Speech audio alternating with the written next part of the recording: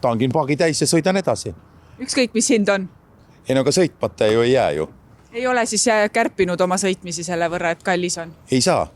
Lapsel vaja trennis käia, ei saa. Aga kui valus rahakotil on? Ma maksan kaardiga. Kaart ei tee valu rahakotile? Ei. Ma ütlen ka, et mul raha ei ole, ma maksan kaardiga.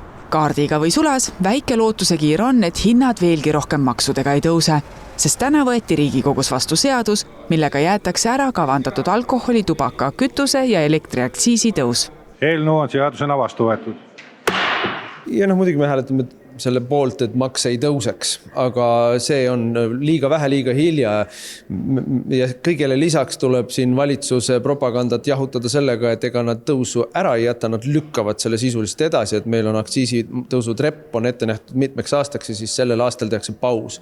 Meie ettepanek on mitte lihtsalt seda treppi ära jätta, meie ettepanek on ikkagi nii diislile kui bensiinile teha Euroopa Liidu miinimum, see hoiab tegelikult kütuse pealt kokku seal suurusjärgus 40, isegi võib-olla 45 senti liitri pealt. Eesti transpordikütuste ühing oleks tahtnud, et valitsus läheks sammu kaugemale.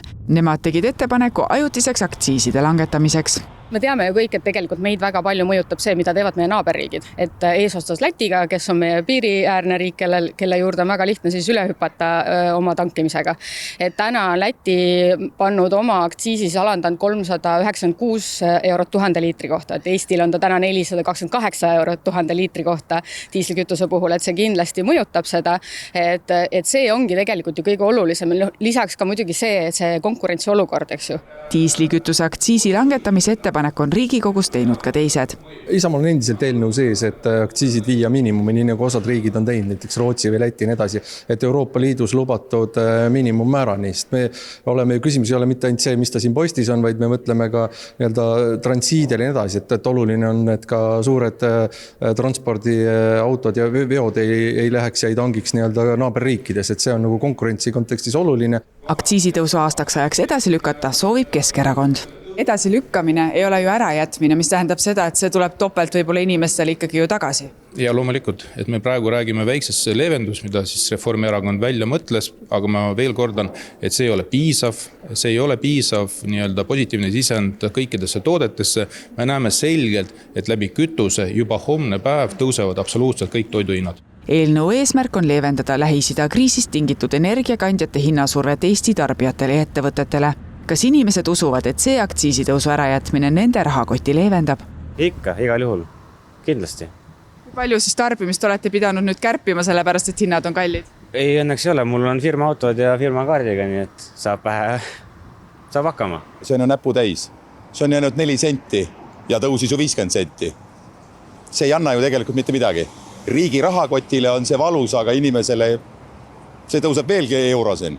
Tundub, et rõõmustamiseks on põhjust, kuid rõõmustada tuleks siiski veidi pidurit vajutades. Küsimus on ju selles, et me praegult lükkame selle otsuse, mis pidi aktsiisid tõusma nüüd, need tõusevad järgmine aasta siis topelt. Samas on tulnud palju ettepanekuid, et võiks ju hoopis aktsiisiga alandada, et miks seda siis ei kaaluta? Eesti aktsiisid on küllalt madalad juba, aga me keegi ei tea ette, mis juhtub ja me peame väga kiiresti kohanema ja võib-olla me peame veel teistsuguseid otsuseid tegema. See tähendab, et ei ole välistatud, et võiks siiski otsustada selle kasuks? Ma ei saa seda öelda, seda keegi ei tea. Kui te ütleksite mulle, et Hormuzi väinas hakkavad tankerid läbi sõitma homme, siis seda ei ole vaja teha. Seega, Anneli Akkermann ei kinnita, samas ei lükka ka ümber, et võib-olla kunagi Eestis siiski aktsiise alandama hakatakse. Meie üleskutse koos teiste erialaliitudega, eelkõige transpordisektoris ja kütusesektori ettevõtete poolt on see, et valitsus ei tohiks jääda ootama seda hetke, kui päriselt on käes see olukord, kus meie ettevõtjad kannatavad, meie konkurents kannatab ja see tankimine ikkagi liigub reaalselt naaberriikidesse, sest siis liigub ka see praegune maksuraha, mis meile laekub kõik teistesse riikidesse.